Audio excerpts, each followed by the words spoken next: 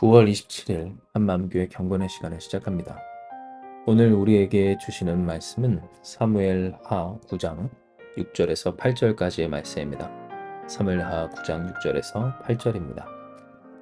사울의 손자 요나단의 아들 무비보셋이 다윗에게로 나와 그 앞에 엎드려 절하매 다윗이 이르되 무비보셋이여 하니 그가 이르기를 보소서 당신의 종이니이다. 다윗이 그에게 이르되 무서워하지 말라. 내가 반드시 내 아버지 요나단으로 말미암아 내게 은총을 베풀리라. 내가 내 할아버지 사울의 모든 밭을 다 내게 도로 주겠고 또 너는 항상 내 상에서 떡을 먹을지니라 하니 그가 절하여 이르되 이 종이 무엇이기에 왕께서 죽은 개 같은 나를 돌보시나이까 하니라. 아멘. 무비보셋은 사울의 손자였습니다. 또한 다윗의 형과 같은, 형보다 더 형과 같은 요나단의 아들이었는데요. 안타깝게도 그는 이 요나단이 사울과 함께 한 날 죽임을 당할 그때, 곧 블레셋과의 전투에서 전사했을 그날에 도망가다 5살의 나이로 유모의 손에서 떨어져 두 다리를 절게 된 아주 불행한 삶의 주인공이었습니다. 고작 5살의 나이에 전쟁에 휘말려 죽게 된 아버지, 그리고 그 전쟁통에 도망을 치다 떨어져 결국 불구가 되고야 마른 이 인생이 우리가 보게 되는 이 무비보셋의 인생이었다라고 하는 겁니다.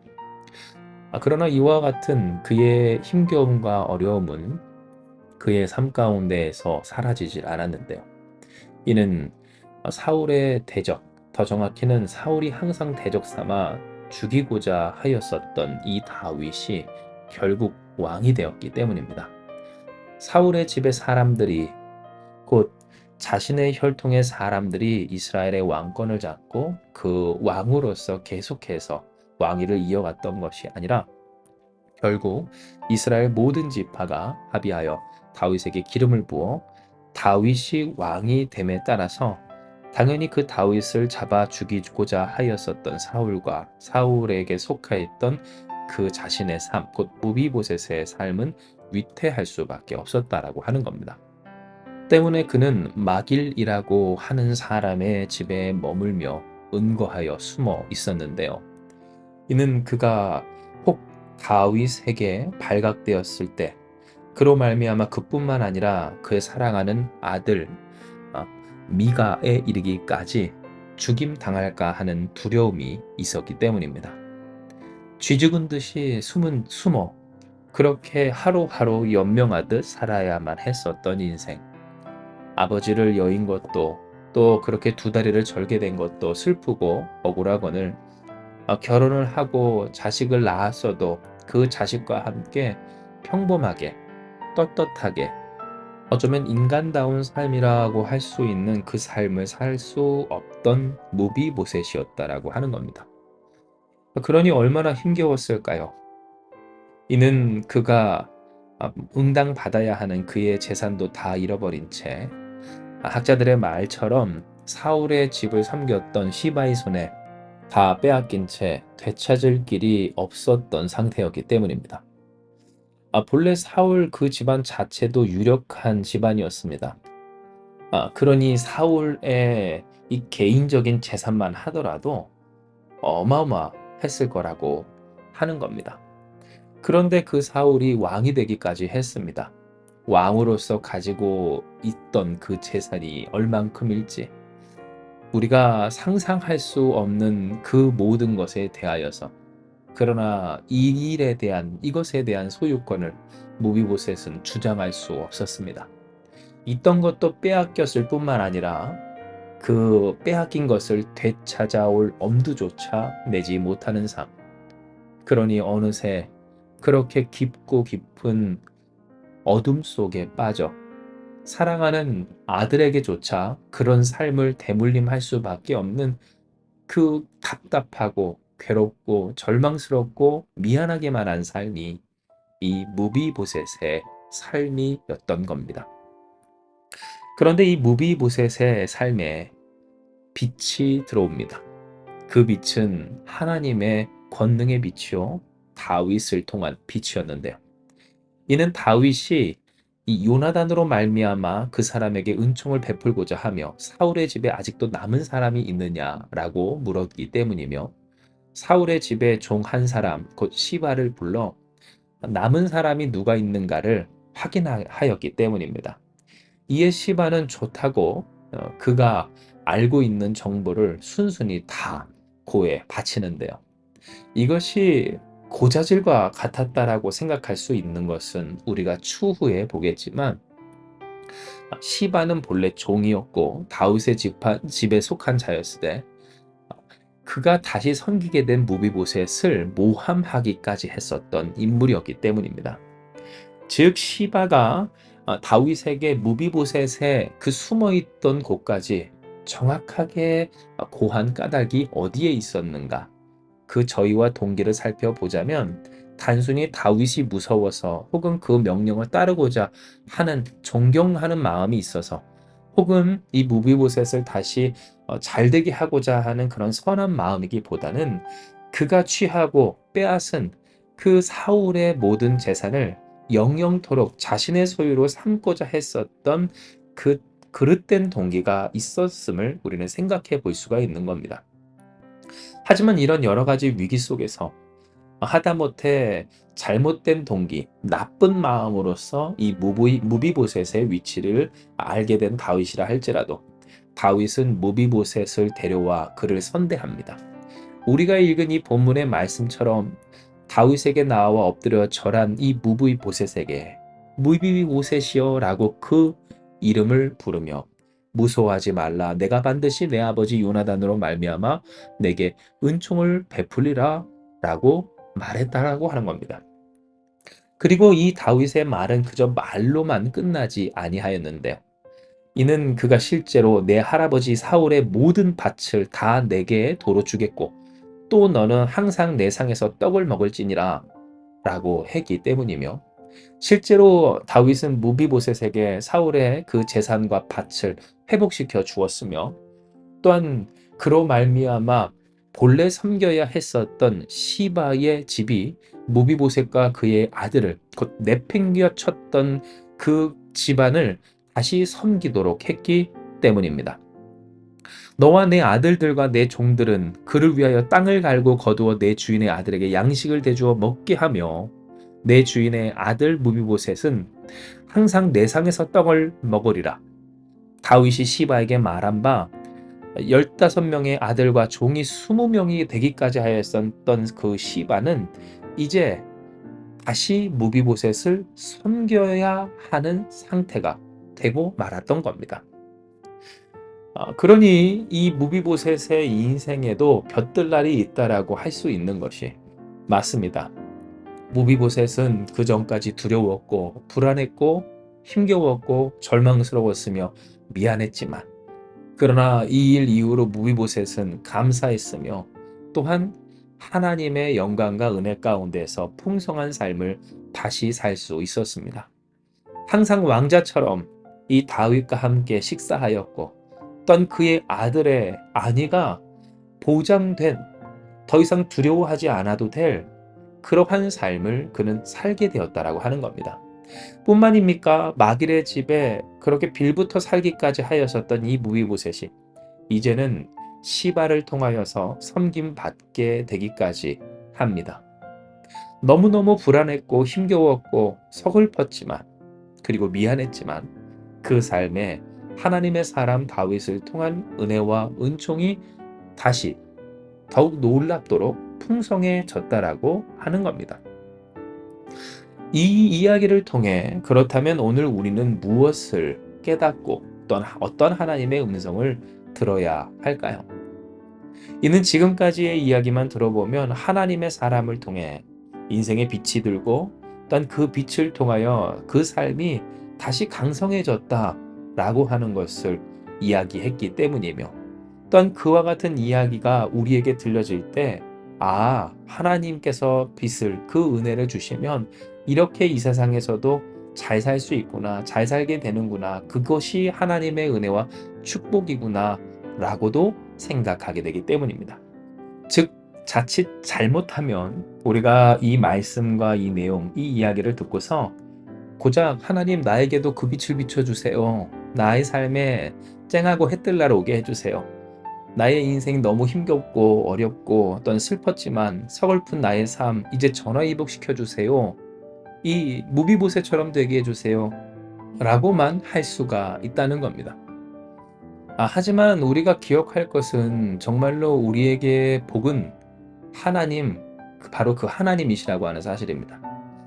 하나님과 함께하는 것, 그 하나님이 함께 해주신다는 것, 하나님이 우리의 하나님이 되어주시고 그 하나님께서 인간의 몸을 입고 이 땅에 내려오사 우리에게 거룩한 그 이름, 전능한 그 이름을 주셨다는 것 자체가 이미 우리가 더 바랄 것이 없는 하나님이 주신 복이라고 하는 그 정체라고 하는 겁니다. 그렇다면 이 내용을 통해 우리는 무엇을 꿈꾸며 소망해야 할까요? 하나님께서 이 내용을 통해 무엇을 보게 하십니까? 바로 무비보셋의 겸손함입니다. 이는 그가 다윗 앞에 나와 엎드려 절할 때 보소서 당신의 종입니다 라고 그의 이름을 곧 무비보셋을 호명하는 다윗 앞에서 그러하였으며 또한 그가 절하여 이르되 이 종이 무엇이기에 왕께서 죽은 개 같은 나를 돌아보시나이까 라고 하며 그 삶의 겸손과 겸허함을 잃지 않았기 때문입니다. 물론 누군가는 생각할 수 있습니다. 에이, 뭐 다윗 앞이니까 그렇게 무섭고 두려운 다윗 앞이니까 그렇지 어디선들 그 앞에서 누구라도 그러하지 못할까라고 할 수도 있겠지만 여러분 성경을 통해 보는 이 무비보셋은 그런 사람 아닙니다. 오히려 다윗 앞에서 그 신의를 지키며 설사 시바가 무비보셋을 모함하여 다윗과의 그 사이를 이간질시켜 자신의 모든 재산을 다시 이 시바에게 빼앗겼다 할지라도 무비보셋은 무엇한 사람입니까? 끝까지 다윗의 편에서 충성하며 그 자리를 지켰던, 그러니 결국 다윗이 그 사실을 알고 자신을 그래도 도와줬던 이 시바에게 모든 것을 빼앗지는 못했지만 그러나 그 절반이라도 어떻게 해서든지 회복시켜 주었던, 곧 회복받게 되었던, 그렇게 다윗에게 다시금 은총을 입게 되었던 무비보셋이라고 하는 겁니다. 그러니 오늘 우리가 보아야 할 것은 이 무비보셋의 인품과 어떤 그 성품인데요. 이는 우리는 이 무비보셋과 같은 삶을 살면서 그러나 무비보셋과 같은 성품으로 곧 그 겸손함으로 살지 못할 위기를 참 많이 맞이하기 때문입니다. 어떠한 위기입니까? 교만한 위기이고 성경이 말하는 교만은 무엇입니까? 하나님 아닌 다른 것에 나의 구원이 달려있고 그러하다라고 하는 착각입니다. 그러니 교만한 사람은 결과적으로 무엇하지 못합니까? 하나님을 의지하지 못합니다. 하나님을 신뢰하지 못하고 따르지를 못합니다. 아나무인이 됐다. 그래서 사람을 무시한다. 함부로 대하고 또한 살아간다라고 하는 그 모습이 그냥 나오는 것이 아니라 내가 나된 것이 나의 힘과 능력과 나의 탁월한 어떤 것 때문이다 라고 하는 그 착각이 있기 때문임을 우리가 생각을 해볼 때 무비보셋이 왜 무비보셋으로서 하나님의 비추시는 그 빛의 당사자가 될 수 있었는가에 있어서 우리는 무비보셋의 복을 주실 때 그 복을 감사로 받고 또한 복 주실 때 교만이 행하지 아니하며 거절치 아니하였던 그의 성품과 그 겸허함에 집중할 수 있다라고 하는 겁니다. 진정 우리의 삶 속에서 그런 모습들 많이 보이지 않습니까? 바로 나의 삶의 결핍이 도리어 그 삶의 악독함이 되고 또한 자신의 삶의 풍요가 그 삶의 절대적인 권세가 되는 것을 말입니다. 풍요한 것이 있다면 그것이 있으므로 내가 그것만 있으면 다 된다는 듯이 살아가는 사람들, 혹은 결핍이 있다면 그 결핍이 있으므로 내가 무엇이든지 이 결핍이 있기 때문에 내가 이렇게 힘들기 때문에 무엇이든지 내 맘대로 해도 된다라고 하는 그 완악함을 우리는 쉽게 볼 수 있다라고 하는 겁니다. 만약 이와 같은 성품이 그리고 이와 같은 모습이 무비보셋의 모습이었다라면 어떠했을까요? 그는 숨죽일 수도 없고 또한 숨어 살 수도 없을 뿐더러 혹여 찍어 눌려 살았다 한들 다윗 앞에 나왔을 때나 훗날 다윗의 왕궁에서 다윗과 함께 식사할 때 무비보셋으로서 우리가 아는 그 사람으로서 그는 그의 생명과 그의 자식을 지킬 수가 없을 것이었습니다. 하지만 그는 그렇지 않았습니다. 그 자신의 연약함과 부족함과 비참함을 인정했습니다. 낙심했다라고만 하는 것이 아니라 겸손하고 겸허하게, 그러니 주시는 은혜에 감사하며 이 죽은 개 같은 나를 돌아보십니까? 라고 하는 그 속에 그 고백과 같이 감사하며 또한 송축하는 감격이 있었던 삶이었다라고 하는 겁니다. 그러니 오늘 하나님께서 우리에게 배우게 하시는 이 무비보셋의 겸손은 감격하는 삶이다 라고도 부를 수가 있을 겁니다. 여러분의 삶에 어떠한 일이 있을 때 그 은총과 역사에 대하여서 감격이 있는지, 그 감격이 있을 만큼 당연히 여기지 아니하는, 곧 교만치 아니하고 또 완악하지 아니한 그러한 겸허함이 우리 가운데 있는지를 우리는 이 성경을 통해 돌아보게 되는 겁니다. 그러므로 사랑하는 여러분, 이 시간 분명히 하시길 바랍니다. 하나님의 은혜를 은혜답게 누리고 그 복이 주어질 때 걷어차지 않는 사람이 누구인가? 겸손한 사람, 곧 감격이 있는 사람이라고 하는 사실을. 이는 다윗도 그랬고 무비보셋도 그랬고 성경의 인물들이 그러했듯 하나님의 하나님 되심을 경험한 사람은 감격이 있었으며 그 감격은 자신의 인생의 연약함과 허물에 대한 인정으로부터 시작되었기 때문입니다. 나는 죽은 개 같습니다. 나는 아무것도 아닙니다. 벌레봐도 못한 죄인입니다. 그러나 이러한 나를 하나님이 돌아보셨습니다. 내가 무엇이간데, 사람이 무엇이간데 주께서 생각하시며 내가 무엇이기에 주께서 돌보십니까?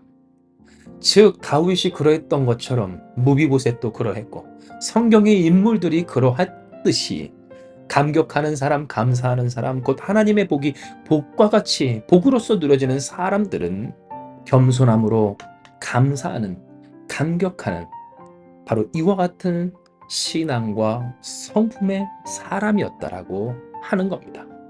그러므로 사랑하는 여러분, 축복하건대 우리가 이와 같이 무비보셋처럼 겸손한 자들이 되길 주님의 이름으로 축복합니다.